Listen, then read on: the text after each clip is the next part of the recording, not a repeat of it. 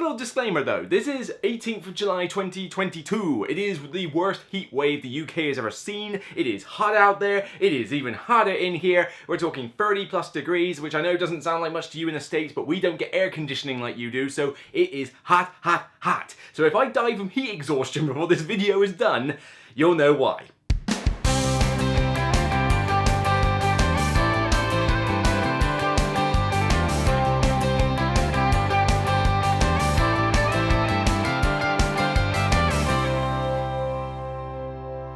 Hi everybody, I'm Luke Hector from the Broken Meeple. If you like what you see, please remember you can thumb up the video, you can subscribe to the channel, you can even check out the Patreon to lend a helping hand with review copies, or better still, you can just engage in the comments by letting me know your thoughts about the game or the channel in question. We'll get on with the show in just a minute, but first, a quick word from the sponsor.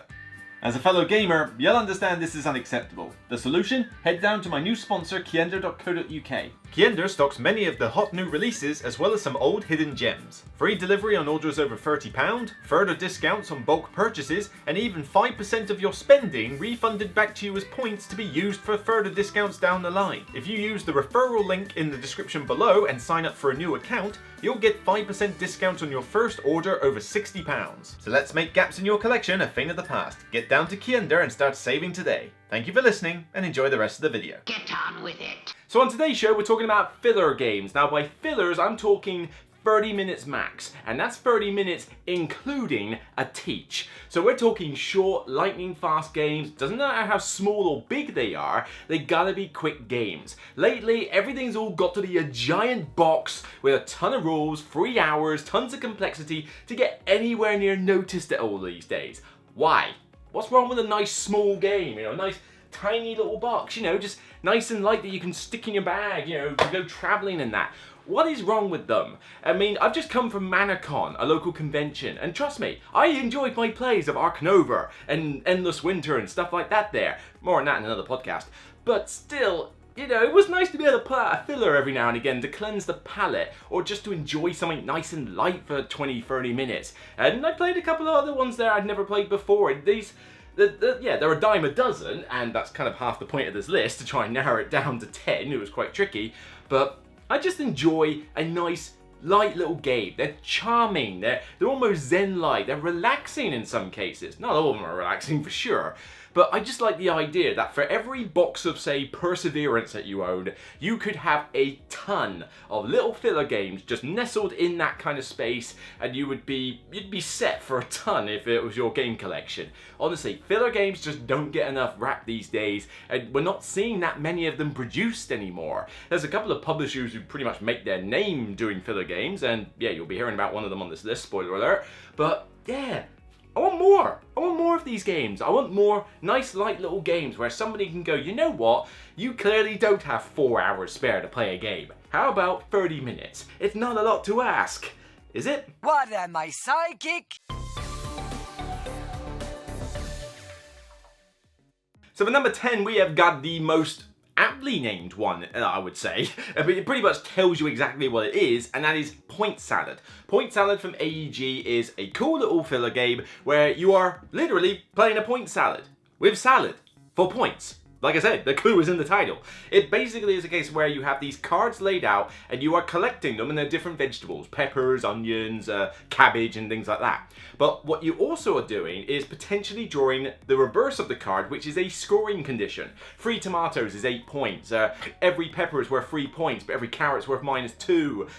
Whoever has the most onions at the end gets 7 points, you know, that kind of thing. So on your turn, you are essentially deciding if you want to take a vegetable or a point salad card. The reverse of the card is the point scoring condition, and the other side is the vegetable. But the question is, if you take too many vegetables without any way to score for them, you're not going to score many points. But if you take too many scoring cards, you won't be able to make good use of all of them. And of course, everybody else has got their own cards with their own scoring conditions. It's really quick, really simple, but just a cool concept. The idea that every game you're aiming for a slightly different path to victory depending on what cards flip out. The one thing that does knock this one down a bit though is the player count. Play this with a maximum of 4 players. If you can play it with 2 or 3, even better. 5 or 6 players will still get it done in 30 minutes, but it's very chaotic. It's like all over the shop with those cards. You might as well just go off and make a cup of tea. By the time it gets round to your turn, the tea won't even be finished yet, but still, you're gonna have like, oh wait, you got a completely different display to what you saw before. Definitely play this with a max of 4 players, 2 or 3 especially, and honestly, Point Salad is a really cool game with just a clever design. I like the fact that, and some people go on like, ugh, it's called Point Salad, oh hardy ha, but honestly, I thought that title was pretty clever actually. It's not pretentious or anything, it's just literally telling you what it does. Point Salad's a cool one. Now, bearing in mind, my box is a little bit on the big side. I heard you can get it in a smaller box now. Definitely aim for that one. I wish I had that one, to be honest. Do you think maybe he's compensating for something? So for number 9, we're taking a look at a really tiny little box, really tiny, brought to my attention I think by a viewer when I was doing my top 10 tiny games, and it's a really cool little like a little entry, and it only cost me about like what, £6-7 to buy it. I think I got it off Amazon, like it was a German copy but it's language independent, and that's Ohanami. Ohanami is this clever little card game where you're essentially building columns of cards in 4 different suits. You've got these sculpture cards, you've got these like, blossom trees, cherry blossom trees, and then a couple of others like lakes and some like bushes and trees and stuff. But what you're doing is essentially drafting these cards, and they're numbered anywhere from like something like 1 to 101. You know, they're like all the whole range of numbers. But what you do is you draft them, and you can place them into one of 3 columns in front of you. But you can't go in between the numbers. You have to go highest point or lowest point. So the bigger the gap you leave between the next number, the more spaces you're effectively wasting. But, and this is the clever bit, the idea is that they score at different times. The blue cards don't score as much. I think it's like 3 points a card, but there's a lot of them. And they score in all 3 scoring phases. The green cards score a little bit more, but they score in the 2nd and 3rd phase only. And then you've got the rocks and the cherry blossom trees. The rocks are their own separate theme, but the cherry blossom trees are all about like, the more you get, the more exponential the points is, but they only score at the end. And believe me, it's surprising how tight the scores can be with this little gem. It really is a hidden gem. That's pretty much the best way to describe it. Cool little card game, simple drafting, although one little tip, a little house rule. The rules will stipulate that the first person to decide which card they're doing, I think, like flips it first or does something weird. Forget all that rubbish. It's absolute stupidity, that rule. Just basically have that everybody drafts the card and then simultaneously flips it over. So much simpler. Ignore what the rulebook says. It makes no difference, and I'm not even sure I know anybody who does play by that rule anymore. It's garbage. But other than that little tiny little tweak you gotta make, this is a really solid little filler, nice and quick, easily like 20-minute game if that, and it actually has pretty nice artwork and just gives a nice little pleasant zen feeling as well as you're looking at cherry blossom trees and nice pretty lakes and that. It's, like I say, it's a little gem and you can get it dirt cheap. Ohanami for my number 9. I'm literally having to towel myself down between takes, I kid you not. For my number 8, we are talking about one of the oldest fillers that I think was in my collection when I first started getting into board gaming. And it is so small, yet so chock full of laughs. Yeah, a lot of it is just guessing and bluffing, but honestly, I don't have games of this go poorly. It always generates laughter and banter around the table, and that is cockroach poker, or kakerlaken poker, whichever way you want to pronounce it, the German or the English version. But this one is just so simple. You've got a hand of cards, they are based on different vermin, and you simply pick a card, hand it to somebody and go, this is a stink bug. And the idea is that you are trying to not be a winner, you're trying to not be the loser. First person to get 4 of the same vermin in front of them loses the game. And if you mess up a claim, you get the card. So what you're essentially doing is either telling the truth or lying about the card. It's like, I've got a bat here, but I'm going to say it's a stink bug. And that person who you gave it to has 3 choices. They either call you out and say you're a liar, they can agree with you and say you're telling the truth, or they can look at it and then pass it to another player and make their own claim about the card.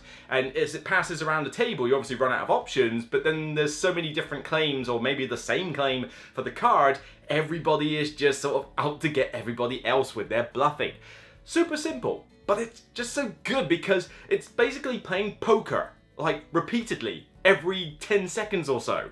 As you finish one card, you move on to the next, and you start building up a kind of like a meta with players, where you can tell that somebody's been lying all the time, or somebody's really desperate to like really hone in on this person. And it's especially great when somebody gets 3, or even 2, frankly, of the same vermin in front of them, because it's basically a giant target that appears on their head going, wooga, wooga, kill me now, because everybody starts throwing bats at that person. So it's like, they've got 3 bats, there's only 8 or 9 in the game, and suddenly there's about another 15 bats that have just turned up because everybody's trying to pass them a bat. It's, like I say, it's dumb, bluffing fun. A lot of the times you can argue it's just guesswork. There are some people I know who absolutely hate this game with a passion, and I can totally see why. But for me, if I get a chance to pull this out with 5 or 6 players, I'm like, I need laughter in 15 minutes, if that. Cockroach poker it is.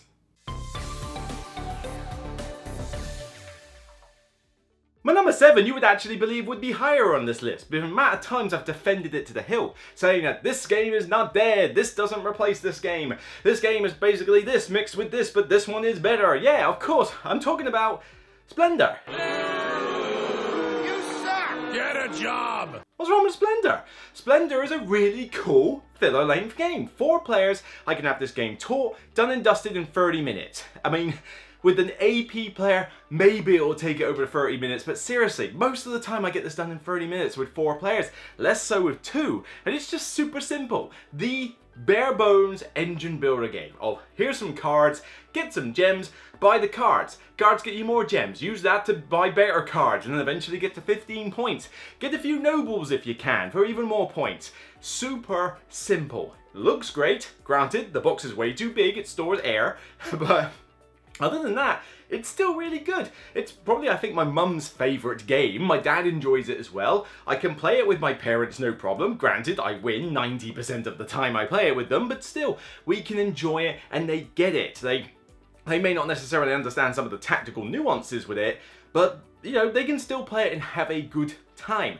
Loads of other games have tried to be like the next Splendor. I mean, I honestly think Century Spice Road is inferior to Splendor. The whole parks craze that's on at the moment, it's Splendor with Hokkaido, although you have to assume that the 2 of them suddenly made the game 60 minutes longer. This is done and dusted in 30 minutes. You can't argue with that. Don't give me Splendor in 60 to 90 minutes, give me Splendor in 30 minutes, you know, nice and fast. I wish it was more portable by far, and the expansion, as much as the Orient part of it is good, is overpriced and mostly unnecessary, but just basic Splendor. It's solid. Granted, I've probably played it to death by now, but I still have to give it props that it is a solid filler that I enjoy playing and will take home every time I go to visit the family. Nice and simple, nice and, you know, nice and pretty, just bare bones engine building in 30 minutes. What more do you want?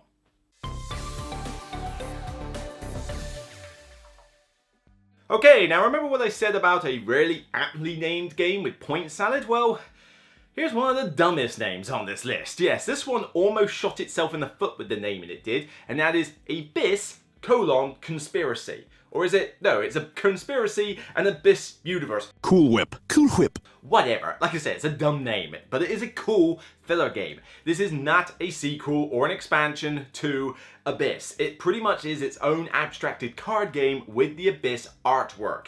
Which does mean it's one of the most beautiful games on this list. It looks gorgeous on the table with the square cards and that gorgeous artwork of all those, like, you know, various fish-like creatures from the Abyss universe game. You know, that Abyss game, the one, yeah, right down there, the one I love to bits. But this one is a cool little sort of pyramid building game where you're essentially collecting the different lords of the different colours. You build your pyramid, you're trying to get sets of colours together, each lord has its own little ability and point value, and you score in a few different ways. But the crux of the game resolves around what was in the bigger Abyss version, which is the idea of the how much choice do you want to give yourself versus how much choice do you want to give the opponents. You draw up to 3 cards from a deck and you pick one lord to put in your display. but the ones you don't choose go face up for other people to pick, which means that they get to decide, well, I could draw cards from the deck, or I could pick all the blues that are there, or all the yellows, or that particular card that's perfect for what I need. And you have to assume that the fact that you got greedy and looked at too many cards is why the opponents have a lot of choice. Get some keys and you can unlock locations that give you different scoring abilities or even some special abilities throughout the game. Nice and simple. Comes in a cute little tin. If only the cards fit in it properly when it was sleeved. Seriously, could you have not designed that a little bit better? I award you no points, and may God have mercy on your soul. Cater for sleeves with your card games, people, seriously. But really cool little game, not difficult to teach. You know, the whole card system of, oh, draw this, choose one, put it in your display. There you go, I've just taught you the turn sequence in about 2 seconds. It's more a case of how the lords work and what you're aiming for, because you score for pearls, you score for sets, you score for the individual lords, the highest of each color, and you score for the locations. You've got 4 different ways that you can play this game for points, and it's just a really solid and very underrated filler. Right, my number 5 is the biggest game on this list by far, and by big I mean big bucks, because honestly, it's bigger than most actual big bucks games. It really is a big bucks, and yet it's only a 30-minute filler? How does that work? Well, there's a lovely drafting game called 7 Wonders. Not talking about 7 Wonders. I mean, granted, you could get 7 Wonders done in under 30 minutes, although chances are it's going to take a bit longer. Bear in mind, you've got to teach the whole game and you've got to set it all up. 7 Wonders Architects, though, the spin-off that came out last year, is actually a really solid game and super quick and super simple. The turns are literally draw a card, play it down and resolve its effect. Well, that's it. Nice and simple. But the rules are easy to teach. You've just got 5 or 6 different color types of cards, and they take about a second to explain each. Well, okay, that's exaggerated, but they take a few seconds. You know, here's the resources. Golds are wild. Green, get the symbols, get this progress token. Military, flip these horn cards over, and as soon as they all flip, we have a little battle. It's like, it is really dirt simple. But the great thing with this is that the setup is also really quick, because all you do is that you reach into the back, you pull out this cool little tray, has all your bits in, it has your card deck, you just go card deck, bits into the wonder, move the tray to the side, and you're almost ready to start playing it super fast. But it's still a fun little game. I mean, it's not going to be as in-depth or anything like 7 Wonders or 7 Wonders Duel, but it's just something that can play up to 7 players in 30 minutes, nice and fast. If you encounter analysis paralysis in this game, you have my permission to boot them out the game, because frankly, how can you analysis paralysis in this game? You have to choose between 3 cards, 2 of which are face up. It shouldn't be that difficult. What is it like in your funny little brains? It must be so boring. But it's super fast, the turns, before you know it, the turn's already got back round to you. It's like, oh, I better pick a card. I'll choose this one, okay. Ah, cool, it's a military, that's what I wanted. Oh, I'll take this green one. It is super, super fast. And yet, for a game that looks like it should take 90 minutes for the size of the box, it is a 30-minute filler at the end of the day. I had skeptical thoughts going into it, I got to admit. I looked at this and I thought, oh, come on, it's just going to be a spin-off or something, not particularly interesting. But boy, was I surprised. This is still in my collection, and it's still going strong. 7 Wonders Architects. My number 4, I talk about a lot on this show. I keep saying how it's one of my favorite games, one of the ones that you've got to get played. It should be the number 1 on Board Game Geek, and honestly, an evergreen from 2004 that's still selling like hotcakes today and still going. Yeah, that sort of game should be number 1, not Gloomhaven. Deal with it. But, seriously, Ticket to Ride. Who? Hang on a minute. No. Not Ticket to Ride, and I'm talking specifically about the small box Ticket to Rides. These ones, New York, London, Amsterdam, and the new San Francisco. You only need to get 1 out of the 4, don't get greedy. They're pretty much the same game except a slightly different map. Well, kind of like the map packs really. But these are great. I was skeptical at first. I thought, how on earth are you going to condense Ticket to Ride? That's already a short game down to like 15 minutes. They're not joking. This is literally a 15-minute filler, whichever map you pick. If you know the rules to Ticket to Ride, you know 95% of the game before you've even opened the box. It is that simple. You just got to learn the minor scoring tweak and how many ticket cards do you draw. That's about it. Everything else, from collecting the cards and the locomotives, well, in this case buses or trams or taxi cabs, depending which one you pick, but you know, it's literally Ticket to Ride in 15 minutes. That simple. There's not a lot else to say, except now this is much more portable. I mean, it's not quite micro size, but it's certainly more travel friendly. But the idea that I can get the feeling of Ticket to Ride, albeit not quite as entertaining as a big box version of Ticket to Ride, but in a small box, and do it in 15-20 minutes, even with 4 players, that's pretty impressive. Pick your poison. London's my favourite, and it's not because I'm in the UK. I just think the map and the scoring condition on it, I think, is the best out of the 3 so far. Will San Francisco beat it? I don't know. Maybe I'll give it a try. I mean, let's face it, they're dirt cheap, they're easy to get hold of, and they really do the trick. If you're a Ticket to Ride fan and you don't have one of these in your collection, you're doing yourself a disservice because it does the job. In fact, use it as a teaching tool. Don't even teach someone the big Ticket to Rides. Teach them the small box version, because you don't have to commit them for 60 minutes. You can commit them for 15. If they like the small box Ticket to Ride and say, that was quite cute, can we play a bigger one? Hello? It's like, you know, you can do that. It works as a teaching tool. It works for gamers, non-gamers, whatever. I'm so glad that I finally decided to get one of them in my collection, and it really has done well. I usually sometimes take it to the parents when I'm sort of passing by. You know, I can't take half of my games along with me. And they've even bought it themselves, and I've recommended it to others, and people choose which map they like. It's a really cool idea, and it works. And Days of Wonder are certainly going to milk this cash cow forever, aren't they? Ah! Cash grab!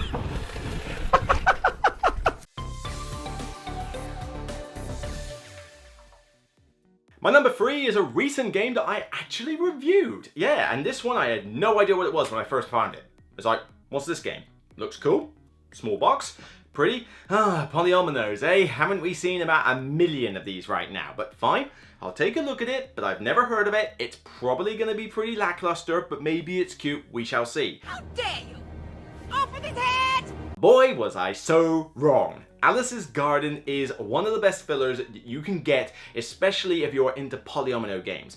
4 players and you'll still be done in 30 minutes, I guarantee you. It is so simple. It's done that Alice in Wonderland theme to death, yes, but it works here. It evokes like really nice artwork. And for what, £17, £18 that you can buy this for, it has some of the best production quality I've seen in a game of that price. You've got embroidered green bags, several of them, like 5 or 6 of them. You've got all the different Tetris polyomino pieces, all with little square artwork on them. Yeah, they're not particularly thick, but they don't need to be for this. And you've got your own player boards that explain all the scoring conditions for each thing. So chess pieces go on the path for more points. Get the roses in a bunch, get the mushrooms into columns, the trees into rows, that sort of thing. You can grab little bonus tiles. And I love the core mechanic where the players choose a bag for a particular shape. It's like, I could do with a square right now, so I'm going to choose a square bag. Lay out a bunch of tiles. I'll pick this one, you pick this one, you pick this one, you pick this one. And then there's one left, and then the next player goes, I fancy the T-shapes now, so I'm going to take this bag. Lay them all out. Now you've got a bunch of T-shapes and the square from the previous turn that wasn't taken. And then people choose one, next one, next one, next one, and so forth. And the game end trigger is when somebody can't legally place a tile. So you're looking at the other players thinking, well, I can screw you over by taking this bag, because I know you're not really looking for that shape, are you? But hang on a minute, you can't legally place one. That means the game's going to end now. I need a turn or two. I want to get more points. I'd better choose a different shape then. It's just a really cool, easy system. It's even got solo mode if you're that way inclined. But honestly, I'm probably going to waffle on too much about it. Check out my review. Trust me, this is the epitome of the definition of underrated hidden gem. I was skeptical going in, and I really should have been more open-minded about it in the first place, because believe me, it surprised me a great deal. My number 2 is one of the most recent games I've actually acquired. It took me a while to decide, do I want a copy of it or not, but I thought, you know what, I like the predecessor of this, and I like their other games, and then I thought, let's check out Z Garcia's review, and it's like, whoa, he really likes it. Oh, it's appeared on a couple of top 10s. You know what, I'm going to give this one a look. I kind of like Sunset Over Water. I think it's a really nice little pleasant game. Herbaceous is a cool little game, you know, very, very simple, very, very light. I keep it for like the newest of gamers. Floriferous, on the other hand, really has wowed me. It's a solid filler. Now, this one is cusping on the 30-minute mark, but you are kind of talking about 30 minutes here, including the teach, because the teach doesn't take that long. But 4 players, you're getting close to that 30-minute mark, but you shouldn't take any longer than that. It will certainly take less with less players. But this is an upgrade, the next step to Herbaceous and it kicks it to the curb, like hands down. Not to say it replaces Herbaceous, they are different mechanics, but this one is the one I will pull out all the time. Basically, you have columns and cards with all these different flowers on, and some of them have got little stones, which is another scoring condition. Some are face up, some are face down, but at the bottom of the columns there are scoring cards for the various flowers, you know, different daisy, you know, points for daisies, point for lilies, points for red, points for yellow, points for sane bugs, points for different flowers, etc. There's a few other special cards thrown in the mix as well. But the idea is that you go through these columns, front, back, front again, over 3 rounds. And the idea is that in turn order, from top to bottom, players have a pawn, they choose a card, they take it, and the pawn goes where that space was. And everybody does the same thing, the last one is scrapped, and now you have a new column to choose cards from. Except the turn order is now top to bottom in the order the pawns now stand. So if you want to get a scoring card, you're going to go last. If you're willing to take a face down card, you can go first a lot of the time. But you got to consider not only what cards you need now, but what cards you need further down the line, because you think, I really need to get that scoring card later, and I think you're probably going to nick it. So I need to go first in round 3. But that means I need to take that card. Is that alright? Do I really want that one? And it's not rocket science, but it's amazing how these little tactical elements are thrown in. Did I mention it looks beautiful? Like, they'd go, woo-wee, you're good looking. Oh, it is really good looking. I mean, I think it's Beth Sobel again. I mean, seriously, does this girl ever sleep? It's seriously, her artwork is so divine when I see it on cards. And here, all the flowers are just there in all their glory. It looks beautiful on the table, super simple, well produced, in a small box. It caters for sleeved cards, although I think I have to take out the insert for the sleeved cards, but still it all fits in there. And this really surprised me. I heard good things about it and I thought, you know what, I'm expecting to like it. I didn't expect it to be one of my favorite fillers I want to pull out though. It's just something I always throw in the game bag. In fact, I took it to Manacon. We needed something to kill 30 minutes after we'd already played a reasonably midweight game. I showed Furiferous and people got it, they enjoyed it, you know, the points were tight at the end, and it was just another surefire hit, and before you know it, you've packed it away and you can get on with the next game. In fact, I would happily play this twice in a row. I think it's just that fun a filler game.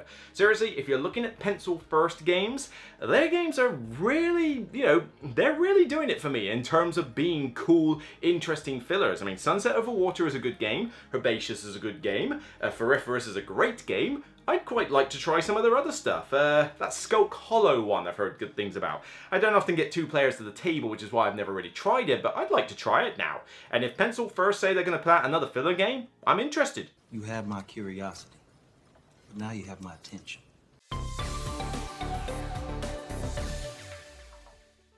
Now, it was really hard to pick between this and Floriferous, and it's like, oh, you know, what to pick for my #1 recommended filler, and it's like, can I do shorter than Furiferous? Is it one that I just think is like, not only short and easy to teach, but also really good fun and really innovative as well? And that kind of was the pushing point. I thought, come on, what's this one that's different?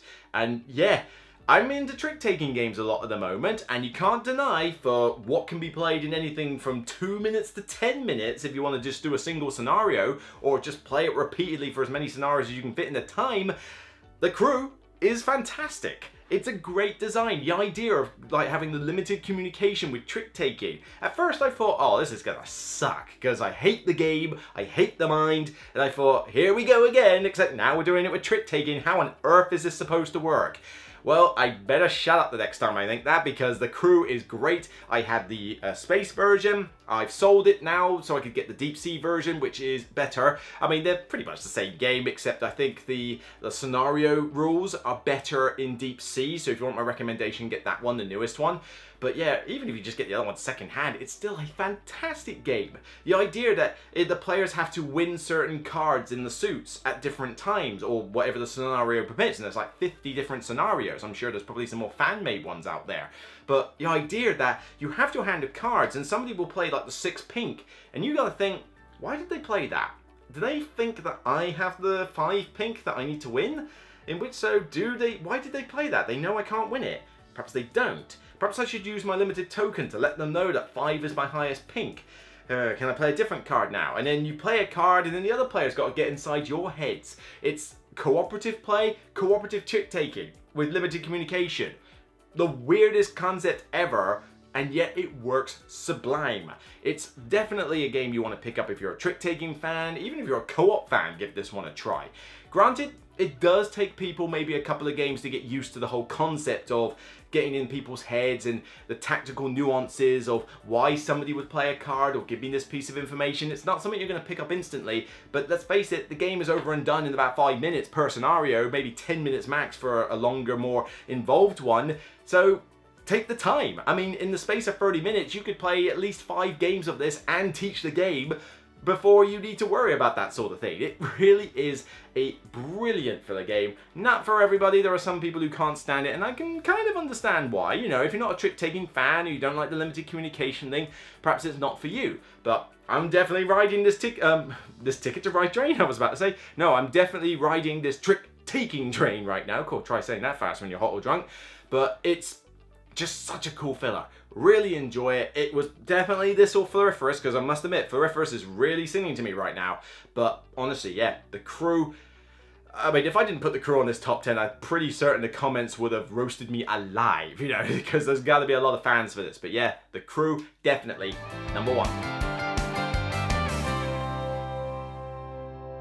So there you go, my top 10 30-minute fillers, all done within 30 minutes, no matter how many players you've got, and including the teach. I had to specify that as a caveat, because let's face it, I had a pretty big short list with a lot of other filler games, and no doubt some of you are going to be thinking, come on, what about all those 2-player games? I mean, what about something like this? Fox in the Forest, fantastic game that you can get done in 30 minutes. Yeah, it's 2-player only. 2-player only games for the most part will be less than 30 minutes because there's only 2 of you played. So I had to exclude 2-player only games from the list. Usually I'm in a situation where we're about to start a games night or finish a games night or waiting for someone to do something. I mean, it could be anything as little as, oh, somebody's got to go move their car because it's in the parking meter. You know what? Fine, you go off and do that. Who fancies a quick game of Hanami then? You know, it's just nice little breaks like that where you just want a palate cleanser. A Zen-like game, almost, you know, in certain cases. You want something that looks good, is dirt cheap, pretty portable, that you can, honestly, call a proper filler game. A lot of people will call things that are 60 minutes a filler game. That is not a filler game, people. That is a short-length game, but 60 minutes is not filler material, okay? 30 minutes is, and I know there's some people out there that would probably argue that 15 minutes is a filler game, although, teach and play in 15 minutes or less? There's not many games that will do that. I can think of a few maybe though, like Red 7 for example. Now I suppose Ticket to Ride, the small box series, you can legitimately get that done in 15 minutes if you're really quick, but that would be a very tough list for me to make. I thought 30 minutes was a little bit more reasonable, but what are your thoughts? I want to know, get them in the comments. As I said, there are a ton of these out there. I mean, the sky's the limit when it comes to filler games, but most of them have already sort of come and gone and you don't tend to hear about them as much.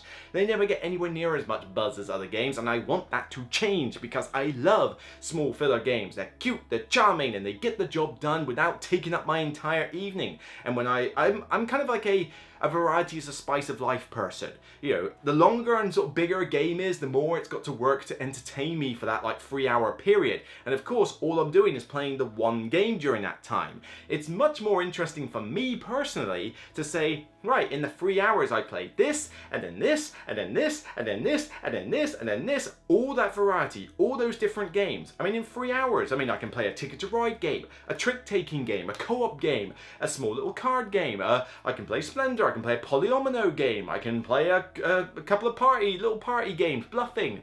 I can get so many different genres and styles done in the same amount of time with these small little box games. They don't even have to be card games, just small filler games, than I can with some big grandiose Euro. And it's not to say I'm opposed to a big Euro every now and again. I mean, case in point, I played Ark Nova twice on the weekend, okay, so I do love me a big Euro every now and again, but I also love me some small games now and again. So that's it for me, Luke Hector, on this top 10 list. If you like what you see, then please consider thumbing up the video, check out the Patreon to help me with more review copies, but for the most part, consider subscribing to the channel and put your thoughts in the comments about the video, about the games I've mentioned. Do you like these 10? Do you hate these 10? Why? Let me know, but of course, let me know your choice fillers, get them them in the comments, and everybody thumb up those comments so that we can get people like an awareness of all these fillers, because it would take me ages to cover the amount of filler games that are out there, so I need your help. Until next time, you can check out more content on the channel, including the recent top 10 games that nobody wants to play with me